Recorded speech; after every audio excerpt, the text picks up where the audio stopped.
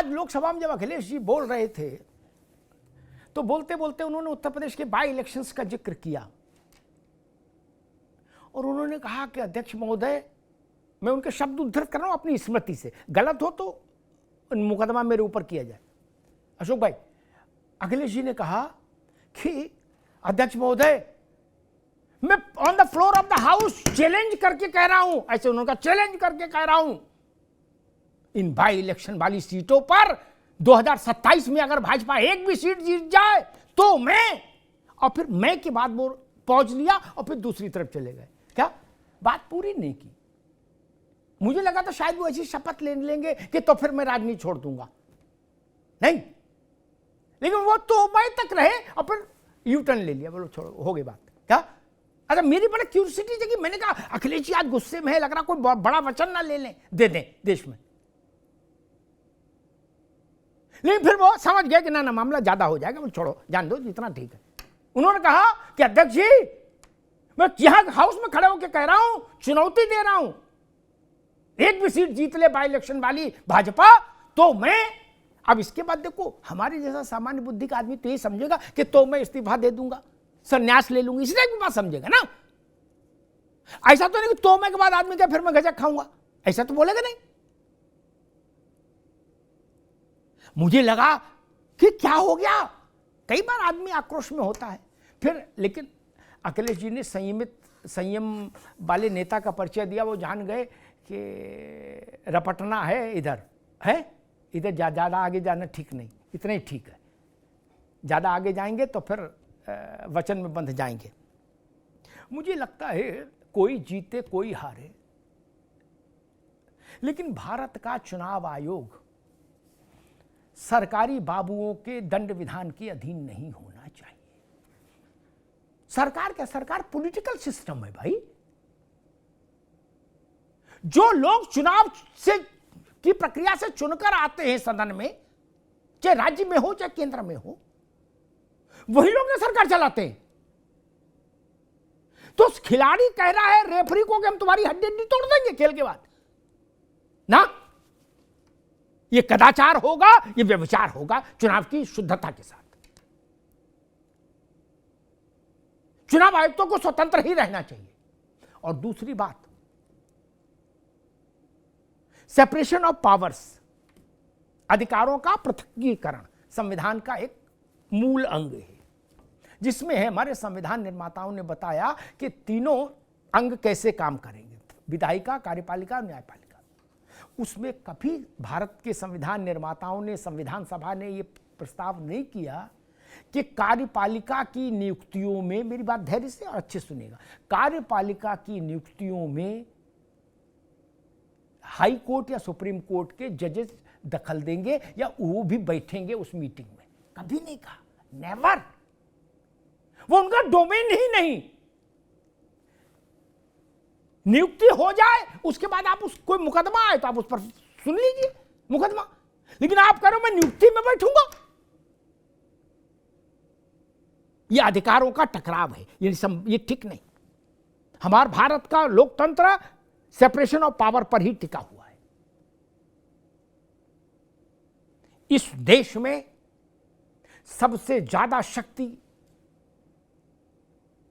संविधान निर्माताओं ने लोकसभा को दी है। अशोक जी, लोकसभा को, संसद पूरा मत कहिए, लोकसभा, ठीक। राज्यसभा में सरकार नहीं गिरती है, जान लीजिए। संविधान निर्माताओं को पता था कि राज्यसभा में कैसे कैसे लोग आएंगे, तो उन्होंने उसको सरकार गिराने की ताकत नहीं दी। समझिएगा बात, बहुत गूढ़ बात बता रहा हूं। सरकार गिराने की शक्ति केवल हाउस ऑफ पीपल्स में है, जनता के सदन में, जो that is called Lok Sabha. Lok Sabha से बड़ा कुछ भी नहीं, ना भाजपा की कार्यकारिणी, ना कांग्रेस की सीडब्ल्यूसी, कुछ भी नहीं। लोकसभा सर्वोच्च है, सार्वभौम है। लोकसभा देश की सबसे बड़ी अदालत के निर्णयों को भी बदल सकती है। और अशोक जी, एक नई बात और बताते हैं, भारत की लोकसभा को यह अधिकार हासिल है, रवि भाई, इसमें तो किसी के पक्ष विपक्ष की बात नहीं, तो जो है वही बता रहा हूं, ये अधिकार हासिल है कि वो किसी भी विषय को, अरविंद जी इससे अवेयर होंगे, किसी भी विषय को अपनी शक्तियों का प्रयोग करते हुए संविधान की 9वीं अनुसूची में डाल दे तो उस विषय पर सुप्रीम कोर्ट का जुरिस्डिक्शन खत्म हो जाएगा। वो कानूनी समीक्षा के दायरे से बाहर आ जाएगी चीज। बोलो सियावर रामचंद्र की जय। अरविंद जी गलत तो नहीं गा? ये ताकत बाबा साहब अंबेडकर ने लोकसभा को दी थी। आप चिढ़ते क्यों हो कि जिनको लोकसभा में जनादेश मिला, आप उनसे क्यों चिढ़ते हो भाई? चिढ़ने से कुछ तो होगा नहीं कि ये क्यों दस्तखत कर रहे हैं फाइल पर, तो क्या आप भी करोगे साथ में? ऐसा तो नहीं हो सकता। इंतजार ही करना होगा भाई मेरे। बोले ना 5 फाइल ये कर चुके, कम से कम 2 तो हम भी करेंगे। ऐसा नहीं होता। जब आप सरकार में थे तो आप फैसला कर रहे थे। इंदिरा गांधी प्रधानमंत्री थी तो फैसला अटल बिहारी वाजपेयी कर रहे थे? नहीं ना। नेहरू जी के समय में फैसला कौन, राम मनोहर लोहिया कर रहे थे? नहीं ना। सरकार का जनादेश जिसको मिलता है वो देश की इच्छा का प्रतिनिधित्व करता है, ये जान लीजिए, पीपल्स विल।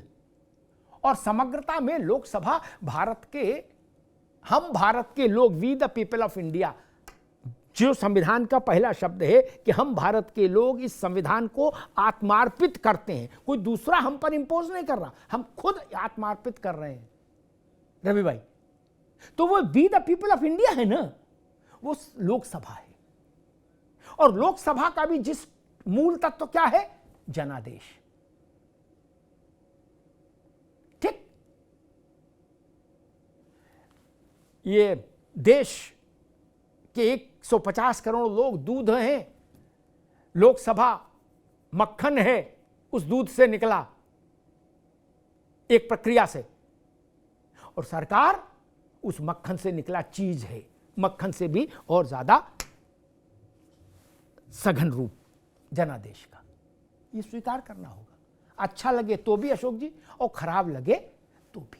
और जो हैसियत लोकसभा की है राष्ट्र में, वही हैसियत राज्यों में विधानसभा की है मित्र। इसलिए चिढ़िए मत, खींचिए मत। और नेहरू जी के शब्दों में कहूं, जो उन्होंने कहा था कि वंदे मातरम से मुसलमान इरिटेट होता है, अगर नेहरू जी के शब्दों में कहूं तो इरिटेट मत होइए कि ये सरकार में क्यों है, वो सरकार में क्यों है। मेहनत कीजिए, आज जो है वो कल हट जाए, आप आ जाए। जनता को मनाइए, रिझाइए, जनता का भरोसा प्राप्त करिए। रत्नाकर सिंह हट जाएंगे, कोई अमरवेल लेके नहीं आया।